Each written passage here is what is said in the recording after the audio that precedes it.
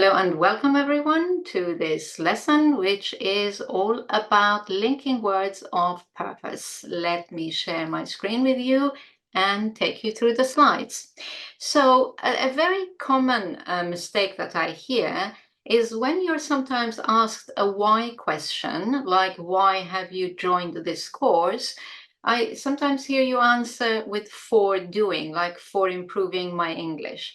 This is not the correct structure to answer this question with. You should really just say to improve my English. So that's the most common mistake I hear. And there are two other mistakes that I would like to mention to you. But before we look at those, let's have a quick review of the linking words of purpose together. So what does a linking word of purpose do? It connects one action to its desired result.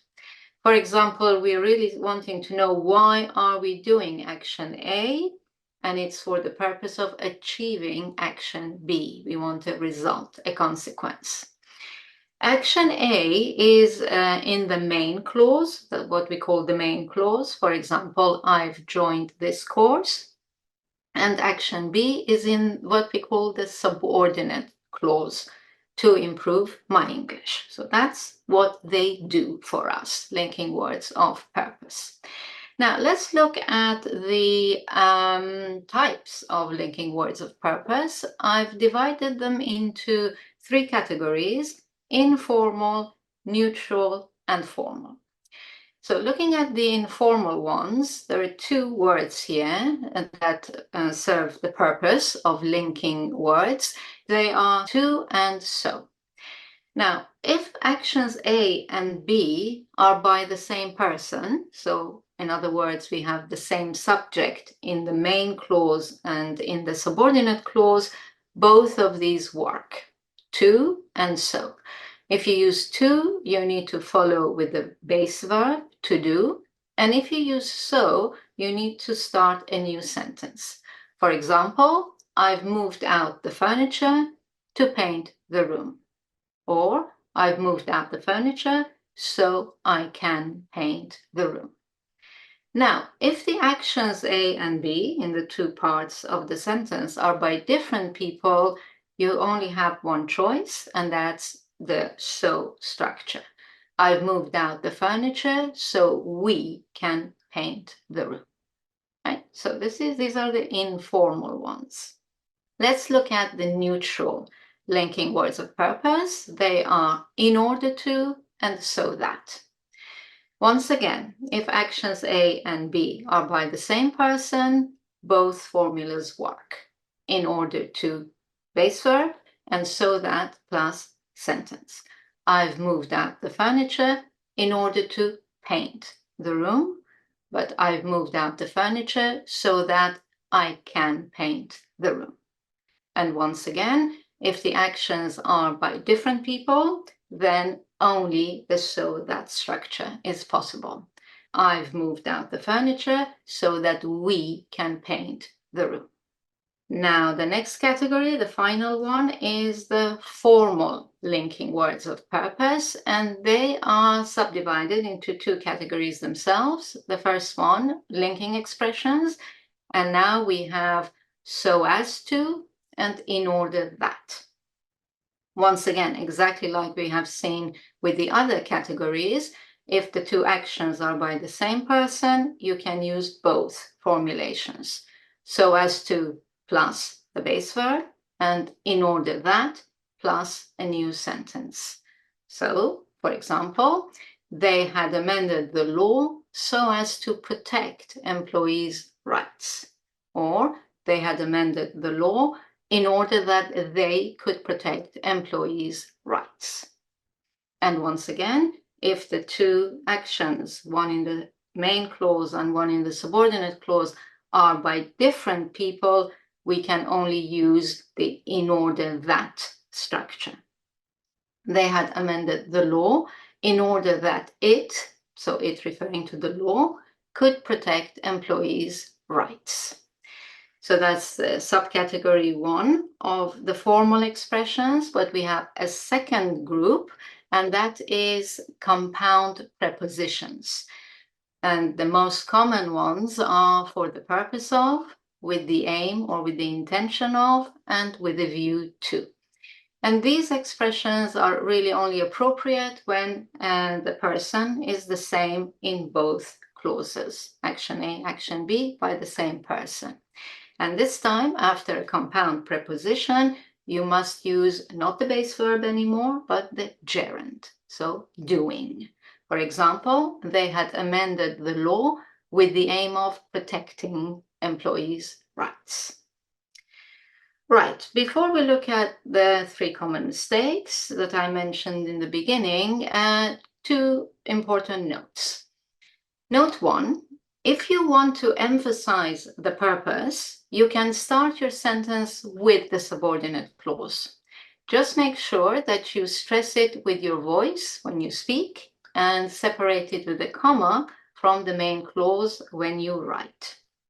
For example, we can say, to avoid or in order to avoid any further delays, let's make a decision now.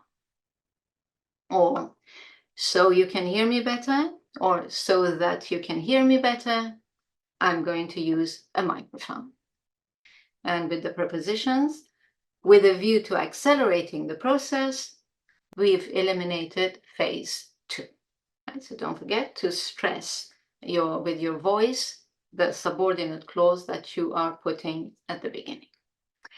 Right, and the final note, note 2, subordinate clauses with so that, and in order that usually include a modal verb. In present and future situations, we usually use can in a positive subordinate clause and won't in a negative one. And for past situations, we usually use could in a positive subordinate clause and wouldn't in a negative one. Now, we had the examples with can and could in my previous examples, and we will see the negative ones in a minute. So let's now come to the common mistakes. The first one we've already looked at, that's using for and the gerund. This formulation works in many languages, but it doesn't in English. So don't say, I'm sitting in the sun for getting a suntan. That doesn't sound right. You need to use to get. I'm sitting in the sun to get a suntan, or in order to the other ones that we saw together.